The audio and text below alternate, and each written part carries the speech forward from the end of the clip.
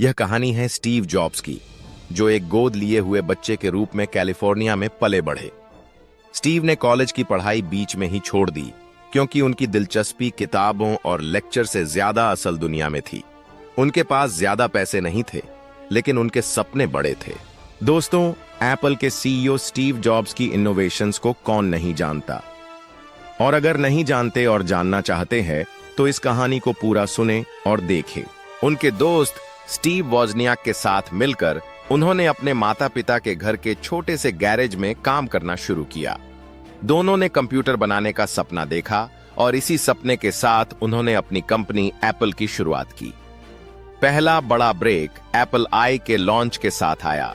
यह कंप्यूटर बाजार में कुछ नया था, छोटा, सुविधाजनक और व्यक्तिगत। उनकी मेहनत रंग लाई और कुछ ही समय में एप्पल तेजी से बढ़ने लगी। यह उनकी सफलता और संघर्ष का दौर था। एप्पल की बढ़ती लोकप्रियता के साथ स्टीव का करियर आसमान छूने लगा।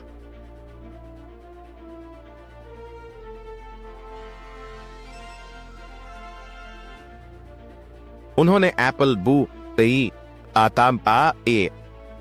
और फिर मैकिंटॉश जैसे प्रोडक्ट्स बनाए जो तकनीक की दुनिया में क्रांति लाने वाले साबित हुए। लेकिन जैसे जैसे कंपनी बड़ी हुई, स्टीव के नेतृत्व को लेकर कई सवाल उठने लगे।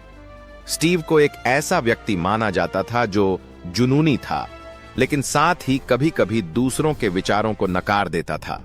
उनके कड़े और परफेक्शनिस्ट रवैये के कारण उनके और कंपनी के बोर्ड ऑफ डायरेक्टर्स के बीच विवाद बढ़ने लगा। उनका सबसे बुरा समय जब उन्हें खुद की बनाई कंपनी से निकाला गया। 1987 में एप्पल के बोर्ड ने फैसला लिया कि स्टीव जॉब्स को कंपनी के संचालन से अलग कर दिया जाए। कल्पना कीजिए, अपनी खुद की बनाई कंपनी से निकाले जाने का दर्द। यह स्टीव के लिए सबसे बड़ा झटका था। उन्हें ऐसा महसूस हुआ जैसे उनका सब कुछ छिन गया हो। उन्होंने उस समय कहा था, मैंने वह खो दिया था जिसे मैं सबसे ज्यादा प्यार करता था। स्टीव अंदर से टूट गए। कई दिनों तक वह अकेले अपने कमरे में बंद रहे। उन्होंने अपने आप से पूछा, क्या मैं वाकई नाकाम हो गया हूं?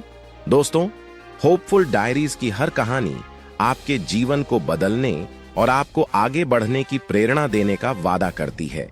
इस कहानी को सुनने के बाद आप अपने सपनों को पूरा करने का साहस पाएंगे।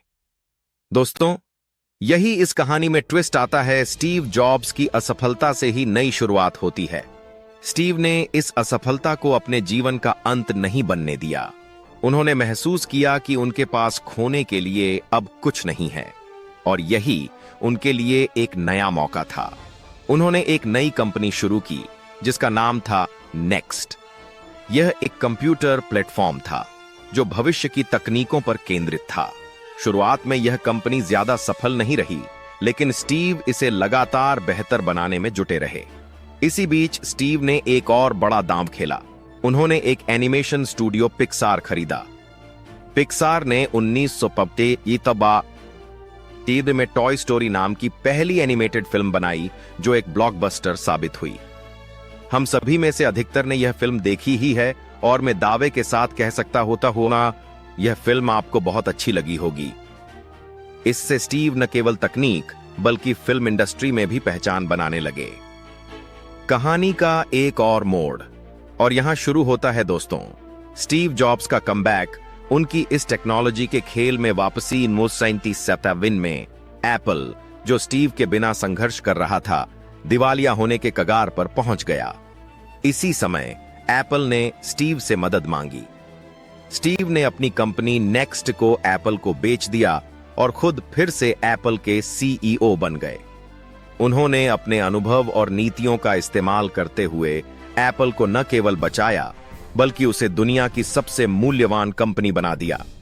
उनके नेतृत्व में एप्पल ने आईपॉड, आईफोन, आईपैड और मैकबुक जैसे इनोवेटिव प्रोडक्ट्स लॉन्च किए।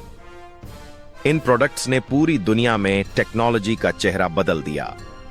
केवल भारत में ही एप्पल आईफोन के 12 मिलियन यानी कि कुछ 1 करोड़ 20 लाख यूजर्स इतिहास रचने वाले स्टीव जॉब्स ने अपनी असफलताओं को सीढ़ी बनाया और दुनिया को दिखाया कि असली जीत कैसे हासिल की जाती है।